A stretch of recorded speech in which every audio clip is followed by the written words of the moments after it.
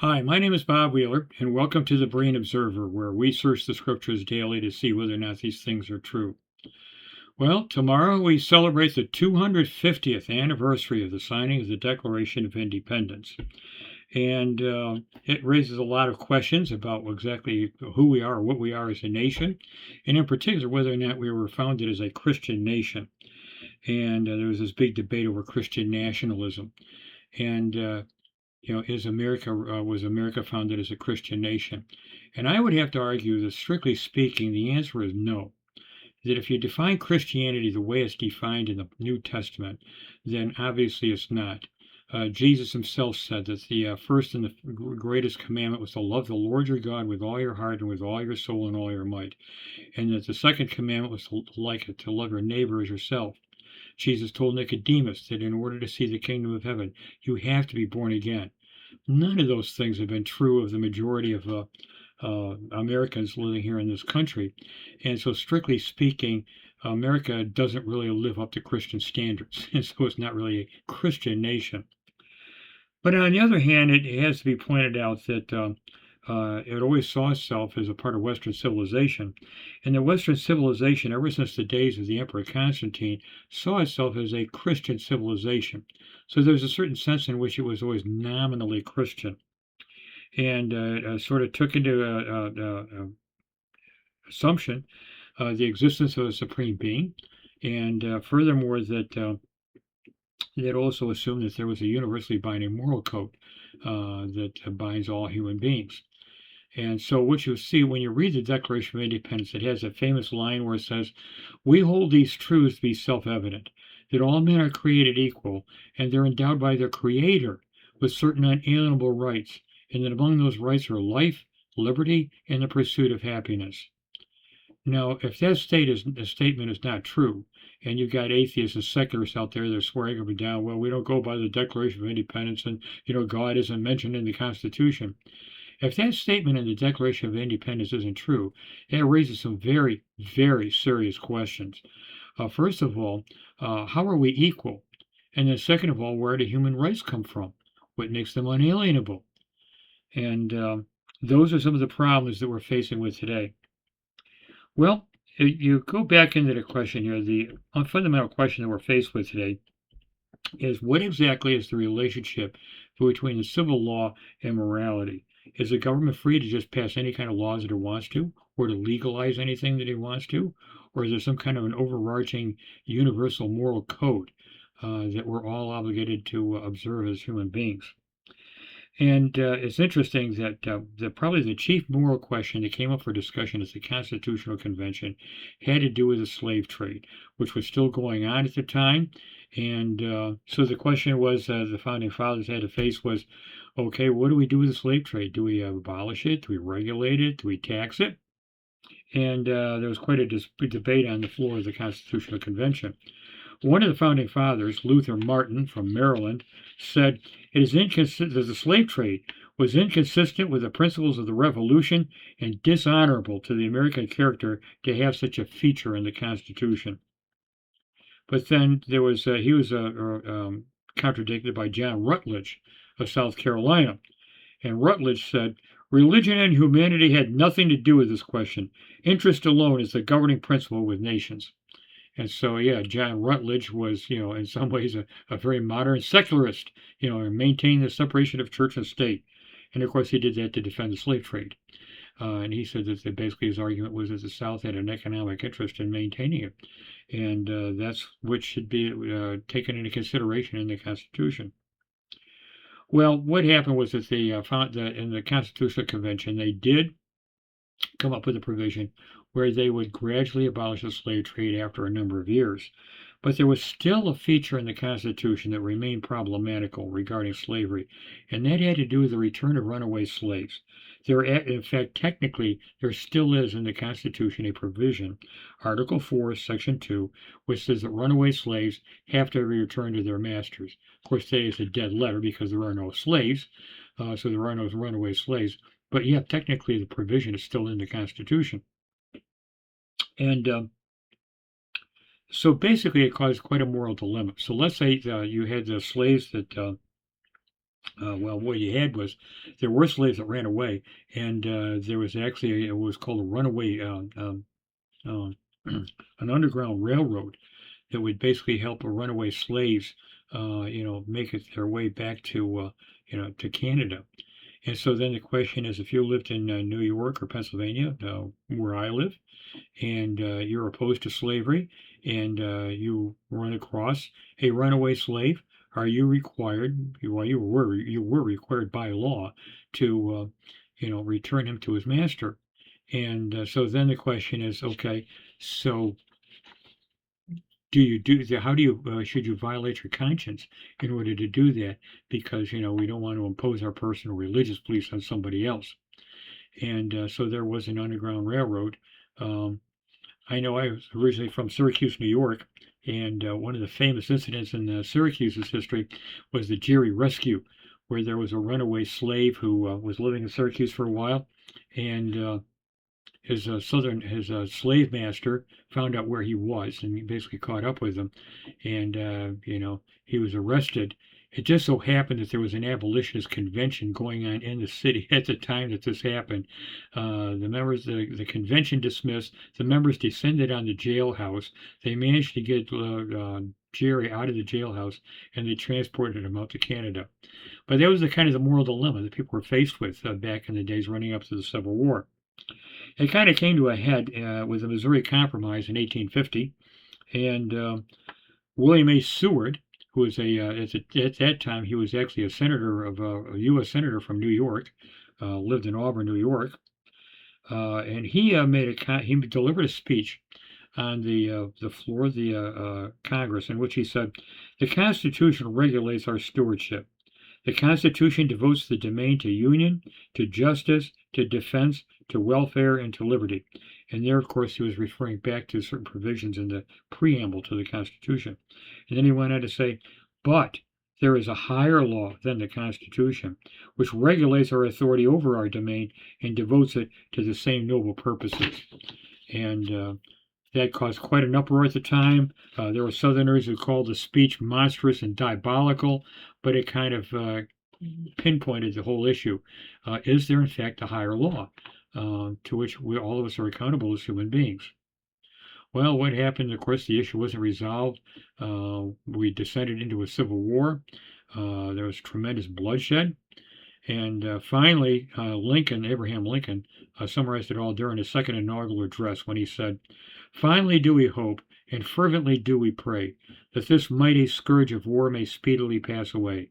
Yet, if God wills that it will continue until all the wealth piled by the bondman's 250 years of unrequited toil be sunk, and until every drop of blood drawn with a lash shall be paid by another drawn with a sword, as was told 3,000 years ago, so still it must be said, the judgments of the Lord are true and righteous." And there he's quoting from the book of Psalms. And so that's kind of how the slavery issue ended at the end of the Civil War. But the basic issue about the relationship, morality, and religion and the government has continued on. And we reached a turning point in 1947 with the Supreme Court case of Everson versus the Board of Education. And what happened then is that you had public schools, and of course the problem you have there is this: if you have a separation of church and state, and then you have an educational system which is run by the state, what exactly are you going to teach the students in the way of education? And particularly when it comes to some kind of an overarching worldview or any kind of moral standards. So in the Everson versus the Board of Education, basically the Supreme Court decided to put an atheist interpretation on the Establishment Clause in the First Amendment. And so they said neither a state nor a federal government may pass laws which aid one religion, aid all religions, or prefer one religion over another. And so in that sense, it was basically they forcing the federal government to completely divorce itself from religion at all. And so basically, since then, the federal government has basically been atheistic. It cannot acknowledge the existence of a supreme being. It's not enough that it can't have a state church, but it can't even do anything to encourage or support religion, even indirectly. Now, it did back off from that in 1952 in the case of Zorach versus Clausen, in which it said, "We are a religious people whose institutions presuppose a supreme being." But then it went back again to this Everson decision in a case in 1962 called Engel versus Vitale, the Regent's Prayer case. And ever since then, the federal government, for all practical purposes, has been atheistic, as well as the public school system. So that would mean then that, yeah, but then that raises the question, okay, so then what about other issues like major moral issues that come before it? If the federal government cannot acknowledge the existence of a supreme being, what do you do with an issue like abortion, for example?